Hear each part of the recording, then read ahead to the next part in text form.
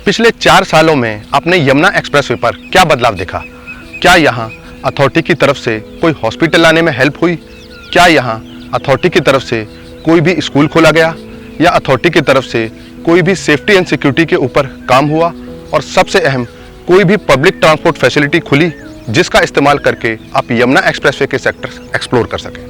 इनमें से किसी भी चीज़ के लिए अथॉरिटी ने कोई खास काम नहीं किया, क्योंकि अथॉरिटी भी ये बात भली भांति जानती है कि अगले 10 से 15 सालों में यमुना एक्सप्रेसवे पर कोई खास बसावट नहीं होने वाली। और जो लोग एंड यूजर्स को देखे बिना प्रॉपर्टी में निवेश करते हैं, वो लोग अपनी इन्वेस्टमेंट पर तब पछताते हैं जब मार्केट में मंदी आती है। मगर आज के इस मॉडर्न डेज का एक भारी अभिशाप ये है कि यहाँ अफवाहें और गलत बातें बहुत जल्दी फैल जाती हैं, और यही बात रियल एस्टेट में भी लागू होती है। इसलिए प्रॉपर्टी के रेट को बढ़ाने के लिए यहाँ समय समय पर अफवाहें उड़ाई जाती हैं।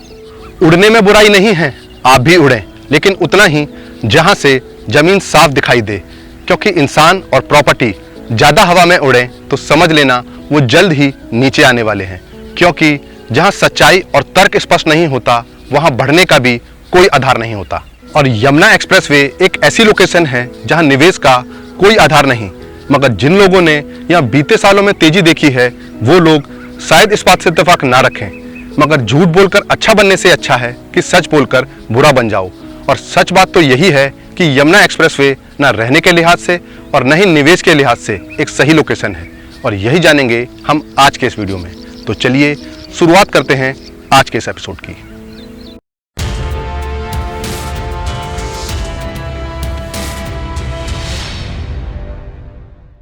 जैसे जैसे रियल एस्टेट की मार्केट ग्रो कर रही है, वैसे वैसे निवेशक अपना धैर्य खोते जा रहे हैं और किसी भी प्रोजेक्ट में सही जानकारी लिए बिना निवेश कर रहे हैं। क्योंकि अधिकतर लोगों का ये मानना है कि यदि बड़े और नामी गिरामी बिल्डर एक बेकार लोकेशन पर भी प्रोजेक्ट लॉन्च करेंगे तो वो भी उन्हें फ़ायदा देंगे। और इसी बात का फ़ायदा उठाकर बहुत से नामचीन बिल्डर अब यमुना एक्सप्रेसवे की ओर रुख कर रहे हैं और हर कोई कुछ भी बेच रहा है।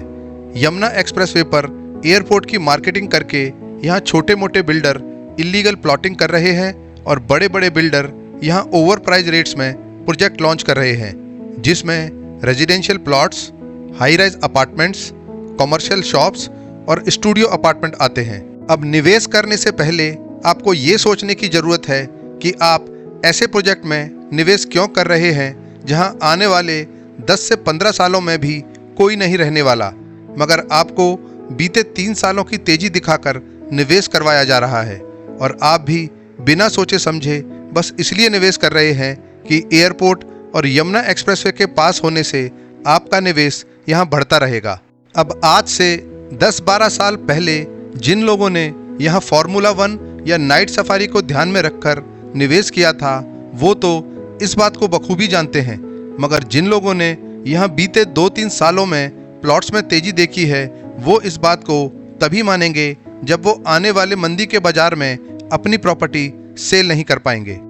क्योंकि जिस प्रकार सही इंसान या दोस्त का पता आपको बुरे वक्त में लगता है, उसी प्रकार प्रॉपर्टी मार्केट में भी जब मंदी का दौर आता है, तब आपको समझ आता है कि वास्तविक निवेश उन प्रॉपर्टी में किया जाता है जो मंदी में भी गिरती नहीं और हर परिस्थिति में आपको फायदा ही देती हैं। मगर ऐसा तभी मुमकिन है जब आपने प्रॉपर्टी सही रेट में खरीदी हो, न कि ओवर प्राइस रेट में। मगर आज की तेजी को देखते हुए बिल्डर यहाँ भी 8,000 रुपये पर स्क्वायर फीट में रेजिडेंशियल प्रोजेक्ट लॉन्च कर रहे हैं, जो निवेश के लिए बिल्कुल गलत है।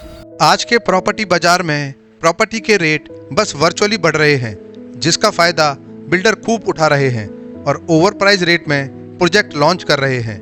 आज से 10 साल पहले गुड़गांव के पास द्वारका एक्सप्रेसवे पर भी इसी तरह से ओवर प्राइस रेट में प्रॉपर्टी बेची गई थी, और जिन लोगों ने उसे गुड़गांव की लोकेशन समझकर निवेश किया था, वो लोग आज भी जूझ रहे हैं। और मेरा मानना है कि यमुना एक्सप्रेसवे का हाल भी द्वारका एक्सप्रेसवे जैसा ही होगा, क्योंकि ये लोकेशन भी नोएडा और दूसरे अर्बन एरिया से दूर है, जहां अगले 10-15 सालों में भी जीवन आसान नहीं होने वाला, फिर चाहे यहाँ एयरपोर्ट आए या फिल्म सिटी। अब जो लोग ये तर्क देते हैं कि पिछले 2 सालों में यहाँ प्रॉपर्टी के दाम दुगने हो गए, तो ये लोकेशन भविष्य में भी निवेश के लिए अच्छी बनी रहेगी, तो उन लोगों को बता दूं कि उनका ये सोचना बिल्कुल इलॉजिकल है, क्योंकि यमुना एक्सप्रेसवे का अधिकतम इलाका इंडस्ट्रियल सेक्टर के लिए रखा गया है, जो यहाँ लेबर क्लास को बढ़ावा देता है, और जो इलाके आईटी सेक्टर या कॉर्पोरेट के बजाय इंडस्ट्री को बढ़ावा देते हैं, जैसे गाजियाबाद, फरीदाबाद और भिवाड़ी, ये वो इलाके हैं जहां आपको प्रॉपर्टी में खास तेजी देखने को नहीं मिलेगी।